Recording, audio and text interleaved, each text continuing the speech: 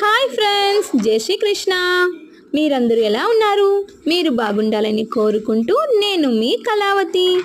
ఈరోజు సండే కదా, మరి అక్క వాళ్ళ ఇంటికి వచ్చున్నాం కదా.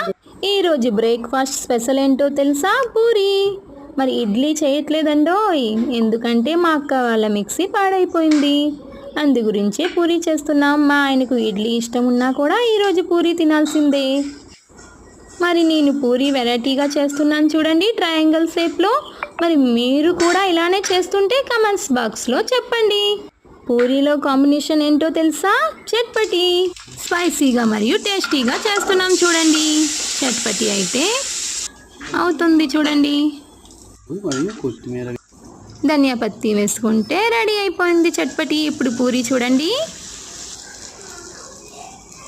ఈ వీడియో నచ్చితే లైక్ చేసుకోండి. వేడిగా పూరి చట్పటి రెడీ.